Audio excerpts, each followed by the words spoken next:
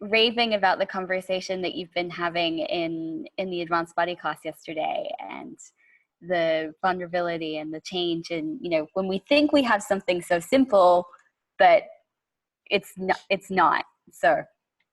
Yeah. And I mean, one of the things, I don't know how much you spoke about it, but one of the things that, you know, I'm so grateful that I continuously have a look at is that I don't have to get it right. Like I was talking in the class about, you know, years ago when I was asked to be worldwide coordinator of access. And I was telling someone last night how I remember being at a 7-day and sitting there going, I was like twisted and tormented inside because I wanted to ask questions, but I thought I cannot appear like I do not know what I'm doing or what I'm talking about. And I spent like 5 days, like twisted and tormented until I finally spoke to Gary. And then when I actually asked a question in class, everyone came up and was like, oh my God, thank you so much. So it's like everywhere that you've decided you have to get it right and you can't be vulnerable with whatever is going on for you because you think it's a problem, but it's actually not a problem. You can change it. But if you're willing to be aware of it, you can change it. If you're not willing to be aware of it, guess what? You can't change it. So everything of that is time to go do and we destroy and uncreate it. Right and wrong, good and bad, pocket name, shorts, boys and beyond. So here I am in Costa Rica. Look. There we go. So beautiful. Oh, that's beautiful. So without further ado, welcome to both. I was going to say actually. Always both. Thank you. Welcome, and what a start. We've already started. Thank you so much. We've already started. Just keep going. The ladies welcomed you. Yes. I literally had to be like, I'm recording because this is already gold. We're already talking about amazing stuff. So well, okay. So how many areas of your life have you decided you have to get it right, or you've also decided that you're wrong? Like money, you know, business. I mean, yeah, it's like one of the areas that, you know, with business, for some weird reason, I've always, like yesterday I had a conversation with someone and I was like, I don't even know what questions to ask you right yet. So can we just chat about this? Because when I find out more information, then I can go, oh, well, what's that? How do you do this? And it's like, so, I mean, I wrote a book called Joy of Business, which most of you would know about, and it's translated in all these languages. And it was so hard for me to get it out because I thought, I don't have a degree, I don't have all of this, but what I realized I had was a joy of business. And it's the one area where I have most of the time, not all the time, but a lot of time I will always ask questions. And when I see someone creating something or doing something, I'm like, what's that? Can you explain more to me? It's like, what if you started to force yourself to question and came out of answer and conclusion? It's like, I mean, I am practicing this again because I'm noticing that there's so many areas where, you know, I think I'm asking a question, and what if you actually truly asked a question? Like even those questions of, you know, what else is possible now? Like whatever you've created, you know, with your money, business, bodies, relationship, sex, anything, whatever you currently created now, what if you truly function from what else is possible? What else is possible that you've not yet asked for? And also acknowledge, it's like, what have you already chosen and it hasn't actualized yet? And what action would you need to take to actualize it? And everything at that is times a godzillion, right and wrong, good and bad, pock and pot online, shorts, boys and beyonds. I love that the choice of possibilities, the COP, is called that. I mean, it used to be called level 2 and 3 many years ago. And I don't know, access is not really about levels. It's sort of like more information. Like there's a lot of topics that we have, you know.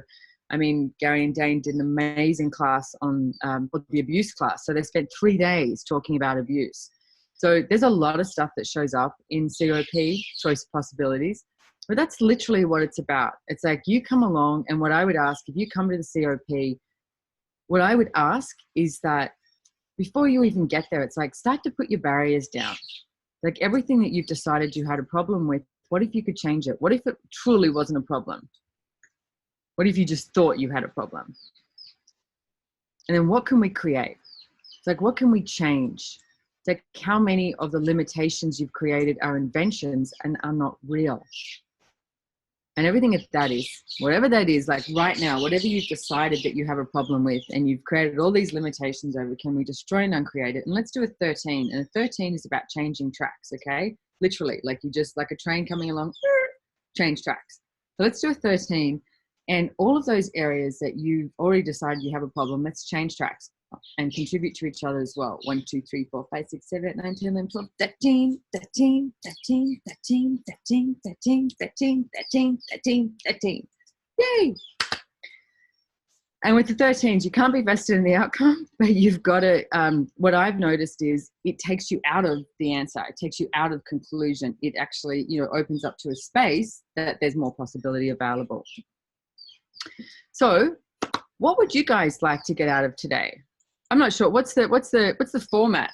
I just keep talking. Exactly. That is the format. That is the format. And, you know, this is a invitation to the Choice of Possibilities class. We actually gave this one a name of Question, Choice, Possibility, and Contribution. I like. And so I do too. But for me, like, you haven't been to Mumbai in a very long time. Well, it feels I know. like I've actually had a few Indians who came up to me and went, "Do you realize you haven't been to India since blah, blah, blah," and gave me the date. And I was like, wow, you know my schedule better than me. So I was like, yes, I'm coming. I'm coming. So if you guys aren't aware too, I used to actually go to India a lot. The first time I ever went to India, I was 15 years old. And my father used to do business there. And I went to a place near Pune, Amanagar. It's where Meher Baba is from. So all the Baba lovers were there. I don't know if you know them or not, whatever. But I first went there. Yeah, first went there when I was 15. And so I have this, I have an amazing relationship with India is what I would say. And then I did business there a lot. And for you guys who are from Delhi or been to Delhi, Talika's always like, oh my God, I can't believe you went there. I used to go to Paharganj all the time, and that's where I did business. And I would go to Paharganj, and this is the way I created, okay? I knew, like when I was at home in Australia, I was like, this is not enough for me. I'd already traveled a lot of places all over the world, and I came home, and this is what you can do with your life, okay? Have a look at what it is that you would like to create with your life. And I went overseas, traveled everywhere, came home and had no money, like no money. I had to live with my parents again, and I didn't desire to do that. So I went, okay, what can I create? Like what business can I create where I can make money and travel at the same time? So I ended up creating this import-export business, and started off with, I went to India and Nepal and Thailand. Used to work with a lot of the Tibetan refugees in Nepal. But I heard if I went to Delhi and went to Paharganj, I could find some contacts. So I went there and I literally walked the streets meeting people. And this was, Talika's like, oh my God, I can't believe you did this. I'm going to go to Paharganj with you one day, Talika. We'll go have chai there. Definitely. And I'll take you to what I know. And I know nothing, so let's go. Okay. And I used to walk the streets, and what I would call it was the vibe. This is before access, but I get what I was looking for is people who were willing to create a future with me. Because, you know, as most of you would know, it's like, you know, there's a lot of people selling bedspreads or a lot of people selling, you know, this cushion covers, etc.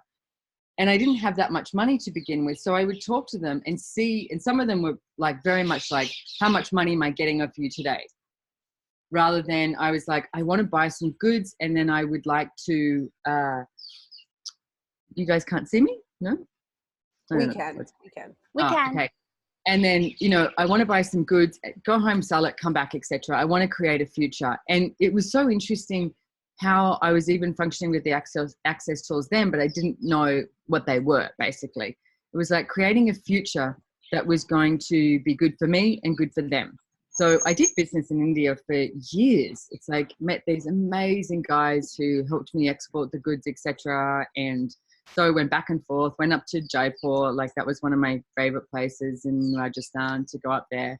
So I know a lot about India. So I've been to India a lot and I just haven't been the last couple of years. And I'm very much looking forward to getting back to Mumbai. I mean, I remember I used to stay in hotels that literally cost $2 in Paharganj.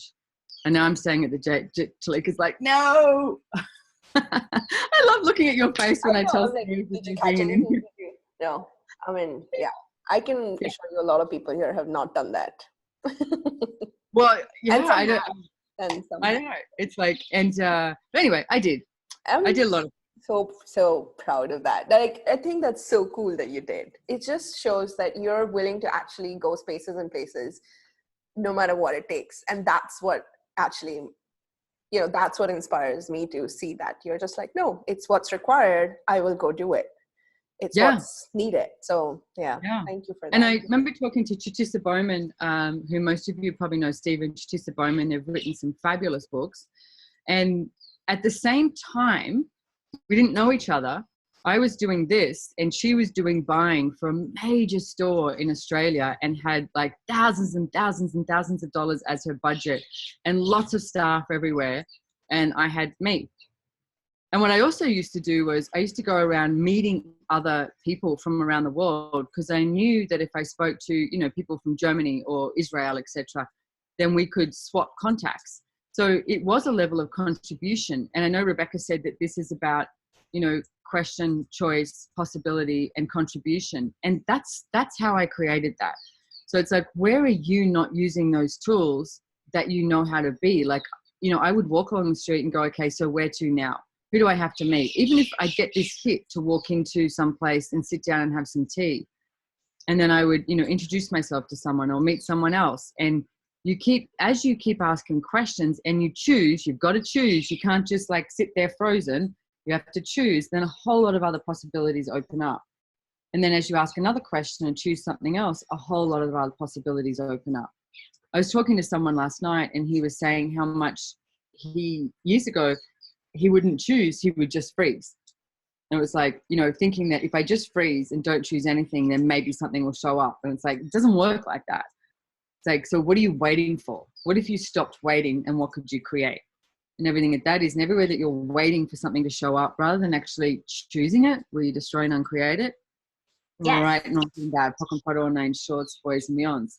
So the thing is, if you judge something, okay, even if you judge an energy, you must have a whole lot more judgments in place to keep that one judgment in place. So what if you started today, even if you come to the COP or not, start today and ask, what would it be like if I stopped judging me? What would it be like if I looked in the mirror for 1 minute and started liking you, everything about you?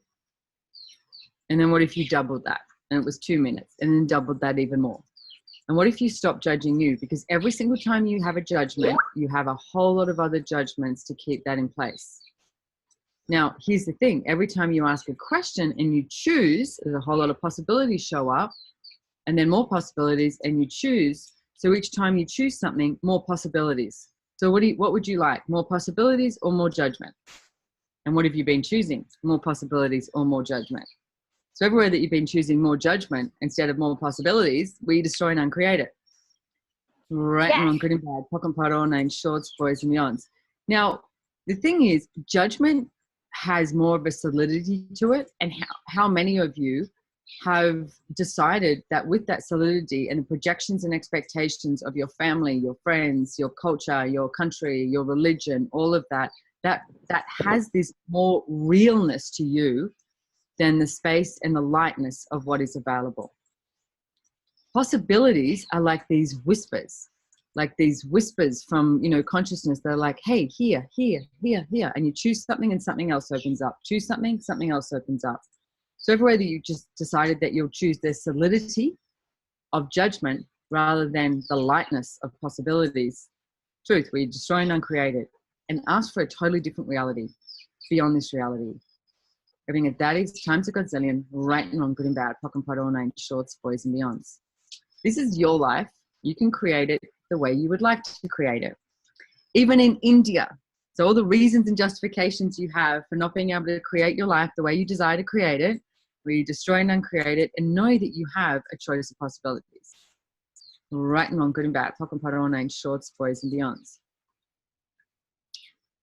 So do you guys have any questions, or what else would you like to know?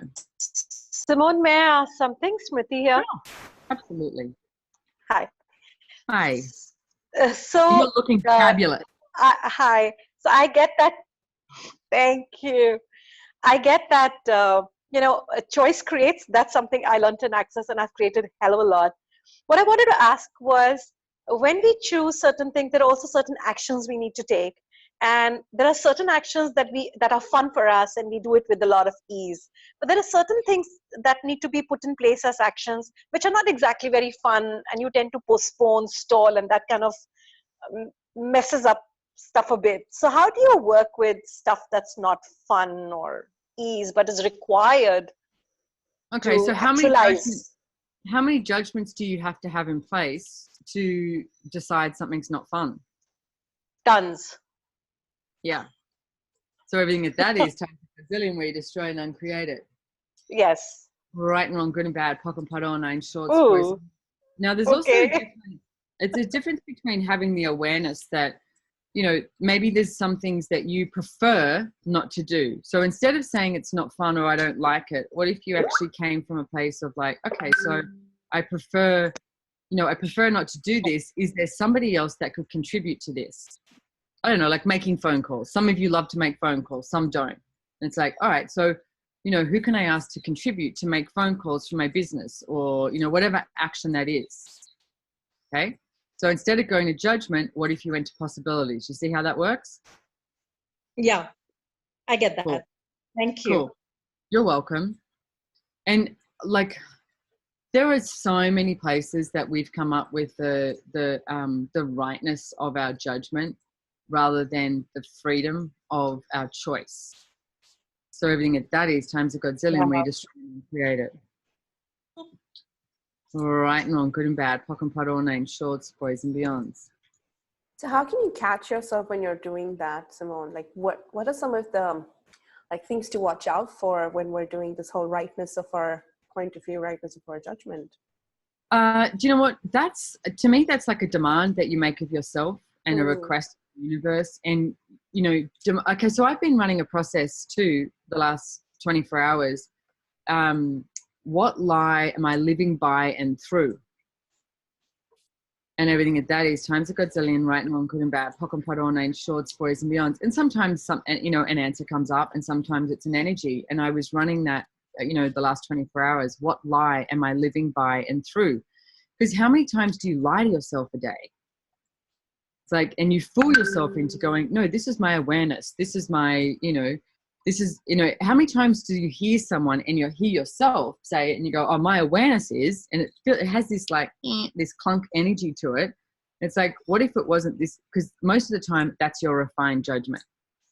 You actually may as well say, my judgment is, but you've decided that's your awareness. So everywhere that you've misidentified and misapplied awareness as judgment and judgment as awareness, where you destroy and uncreate it, right and wrong, good and bad, pock and pot, all names, shorts, boys and beyonds.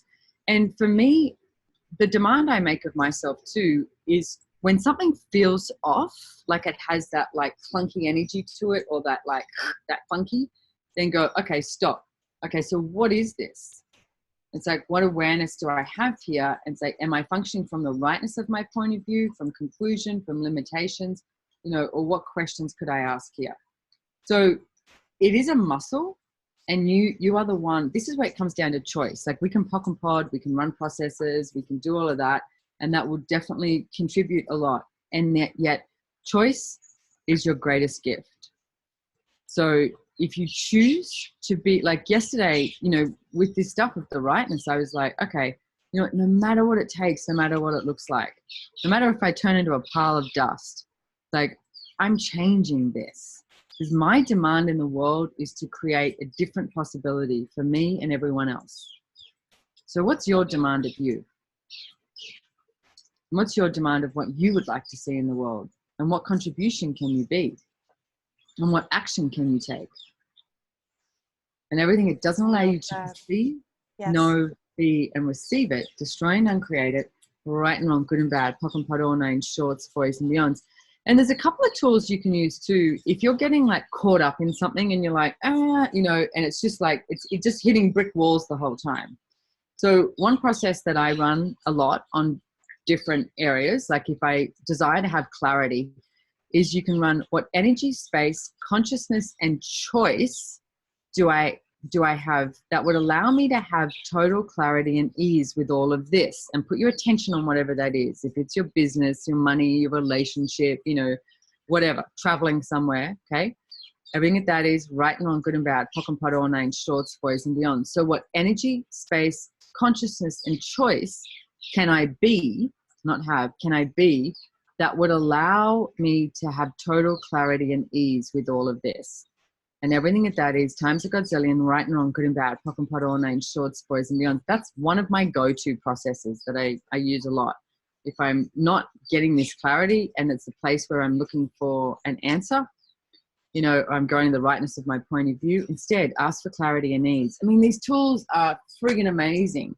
Like, you know, one of the businesses that I created with going to India was a business called Good Vibes for You. And my whole desire was to change how people looked at each other so that they could be more vulnerable and know that there was more possibilities. So when I met Gary and Dane, I was like, wow, these guys are talking about everything I wanted to create. You know, except they had the tools and the processes, and it was way quicker, you know, than what I was creating.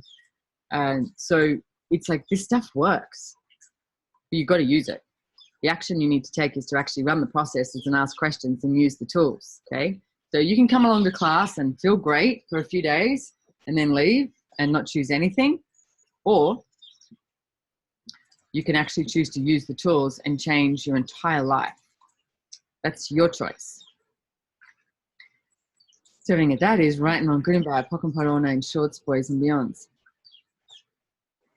So there's a couple of questions here in the chat.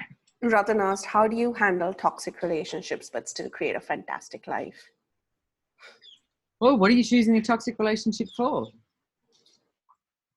It's like, what, you know, who is it? Are you in relationship with somebody? It's like, or, I mean, okay, so my mother, you know, you have a relationship with your parents. It's like, you know, Gary once described my mother as having the least amount of caring that can actually exist on planet Earth.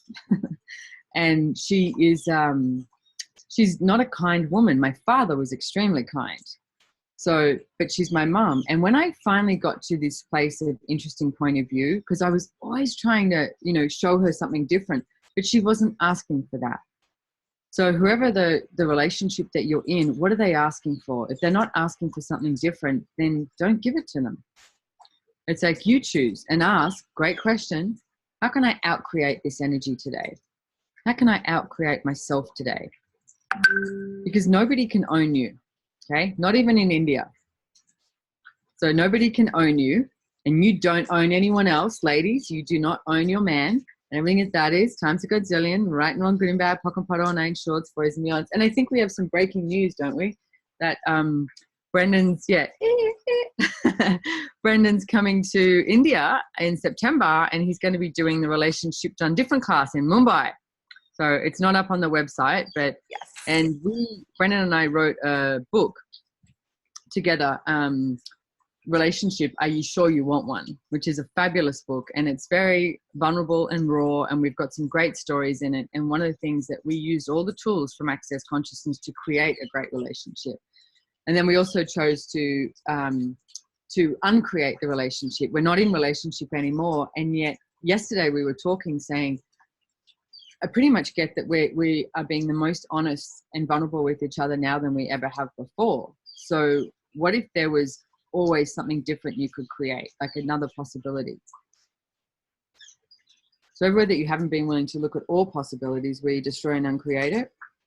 Yes. Right and wrong, good and bad, pock and pot, all nine shorts, boys and beyonds. And now that book is going to be a class. Well, the relationship done different. Oh, you mean like in Mumbai? Yeah, well, the RDD. Yeah, so Brendan will be doing that class. So I'm just pinging him to say if he's ready to come over for a surprise visit. Oh my God. But it's not a surprise if... In India, you call this double dhamaka. It means you get the power of 2 for 1. Right, I love it. DD. So sorry, I'm trying to do 2 things at once. Even though I'm a female and you think that I could do that, sometimes, you know, it gets a little tricky. So yeah, he's doing Relationship Done Different in Mumbai. But I think I'm doing a Relationship, Are You Sure You Want One, little mini book launch, like an hour-long thing during the COP as well. We're going to see how we can manipulate the JW Marriott into letting us do that. Talika and Rebecca are on it. Yes, we are. Yes. Any more questions, guys? We're happy to. Someone says something about judgment light. What is judgment light? I think it's a judgment light, yeah. So what's the question though about judgment light? It's judgment light. What's judgment light? I think that came up when I was talking about refined judgment. Yeah, that's the point. Yeah. It's like refined judgment is something that is in the COP manual, the Choice of Possibilities manual. And it's, I mean, I know that there was some, verbiage going around before calling it, something judgment light, etc. But this is, it's like I said before, it's the place where you have decided you have an awareness, which is usually the rightness of your point of view, but it's actually refined judgment. So it's not blatant judgment. It has this like upper class. No, I'm kidding. It has like an energy of, so everywhere that you've misidentified and misapplied your awareness as refined judgment, we destroy and uncreate it. Right and wrong, good and bad, top and bottom, name, shorts, boys and beyonds. The thing is, you know if you're judging or not.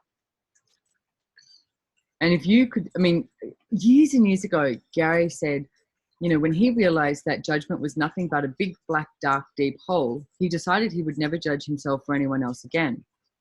And I've told that story a lot. And I've been involved in Access for 17 years. And I'm not kidding, about a week ago, I think I finally got that.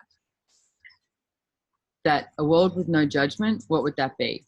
And I realized that I was, one of the things that I was looking at is, I was never judging the being, but I would judge what someone would choose or not choose. So judging the energy. So then you go, oh, well, I'm not judging them, but you're judging what they're choosing or not choosing. So what if you stop judging what other people were choosing and not choosing, including yourself, and started to be in allowance and have interesting point of view and be an inspiration for others to choose something different? And everything that is times a Godzillion, we destroy and uncreate it. Right and wrong, good and bad, pock and pot, all names, shorts, boys and beyonds.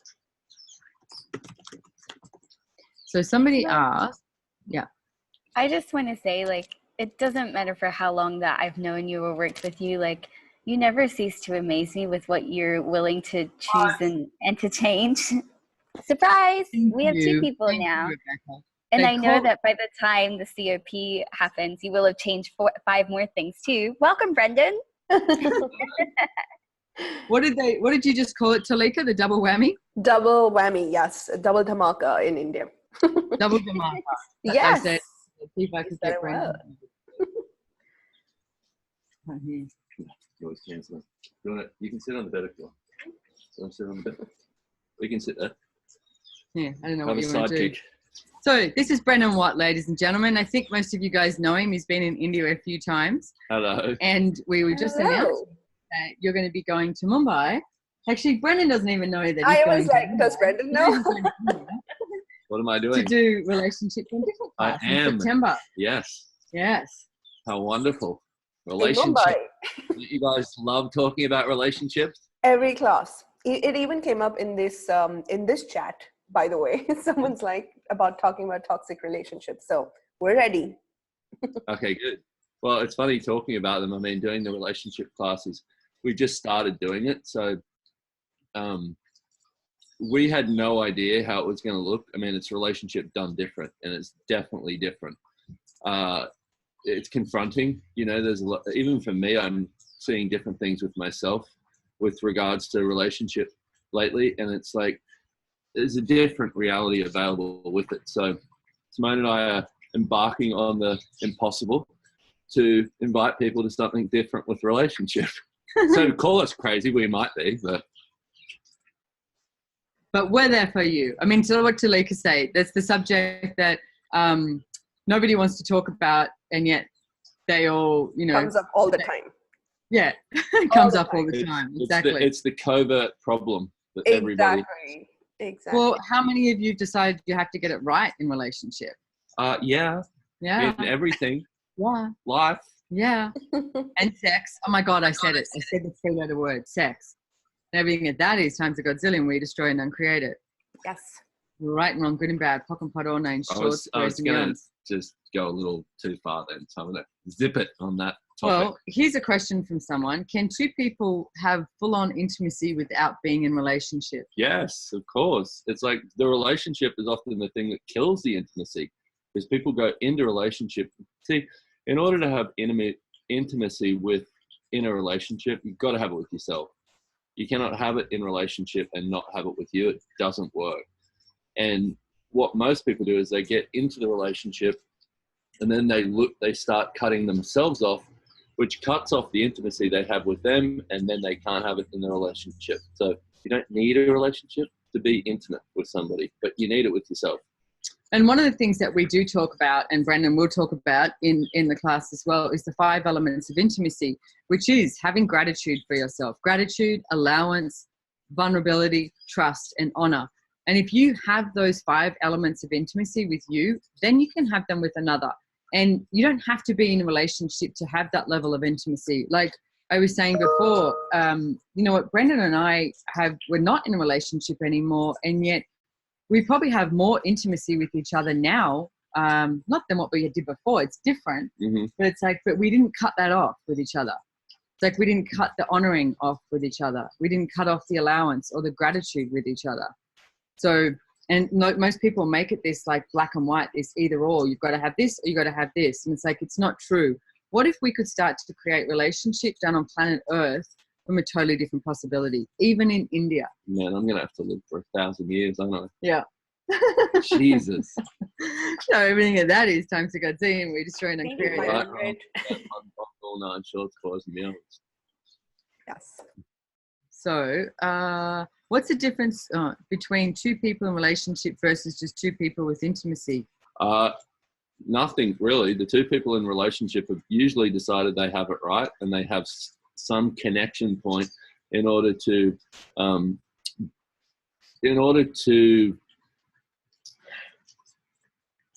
destroy the communion they could have with everything and everyone. It's like most people do relationship to disappear. You know, now we have us, so now we don't have to create anything greater, because we can just create this. And that's where most of us go wrong with relationship, is we do this thing of 2-ness, and we go, okay, it's the 2 of us now, let's just be 2, rather than, okay, what would it be like if we included everyone and everything in this and looked for what's greater that we haven't asked for before. And the actual meaning of the word relationship is the distance between 2 things. So what we're looking at is, what if you weren't creating a relationship? What if you were creating a creationship? It's a new word, brand new word. So I feel like a bit of a cripple here, leaning over, like trying to fit in the Fine. So, and someone keeps asking, is it a smart idea for one to get totally vulnerable with the world? Absolutely. It's like, what if you misidentified and misapplied vulnerability as? Well, and it's not even, I mean, looking at it from that place is great, but the place of, is it a smart idea, is you're looking for, that's the judgment. You're looking, and it's looking for, if I choose this, will it be right? Will it be smart? Will it be, it's just a choice. So you gotta just choose and then see what works for you. Choose and see what works for you. Doesn't mean choose and get it right. Choose and see what works for you. Because sometimes you make choices and you go, oh, whoops, it's a good thing I'm cute because I'm not very smart with that one. I'm going to choose again. Be willing to say whoops a lot. Yeah. If you're going to learn about choice, be willing to say whoops a lot. And that's the polite version. Or, yeah, I'm not going to say the other one. So, hey, somebody asked about time up the top. Yeah. So I'm gonna run this process that you can, if you know, because time is a invention. So there's a process I love. It's called, what have you made so vital, valuable, and real about shortening your perception of time that keeps you from creating what is time? And everything that is, time's a godzillion, we destroy and uncreate it. Right and wrong, good and bad, pod and pock, all 9 shorts, boys and So girls. do it one more time if someone wants to grab it. What have you made so vital, valuable, and real about shortening your perception of time that keeps you from creating what is time? And everything that is, time's a godzillion, we destroy and uncreate it. Right and wrong, good and bad, pod and pock, all 9 shorts, boys and beyonds. It's like, what if you, like, how many times do you go, oh, I don't have enough time? What if you were going to live to be, 500 years? You got plenty of time. You got plenty of time. like, what are you going to choose? And how many more things can you create? Like, how much do you waste what can show up by the judgment of you do not have enough time? And everything at that is times a godzillion where you destroy and uncreate it. Right, wrong, good and bad, button, pop, all nine shorts, boys and beyond. So there's also a question here. Is love always a distractor implant? Pretty much. It's like what you would start to have a look at is, what if you were grateful for somebody instead of love? Like, love actually is like the lower oscillating vibrational equivalence is what the acronym of what it stands for. So when you go, oh, I love them. And it's like, even like if you say, you know, like if I went, oh, I love Talika.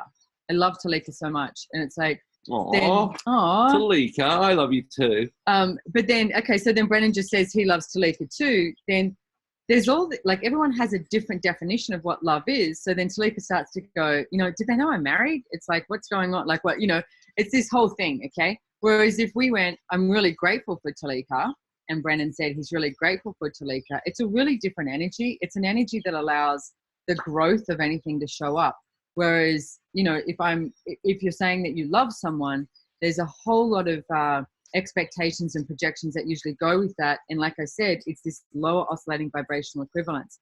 Now, I'm not saying that you're not allowed to use the word love anymore. Like I would definitely, I mean, I still say to Brendan, I love you. It's like, I do. And it's like, I love Halsey. I love Talika. I love so many of you. Such a lover. Like, I'm such a lover.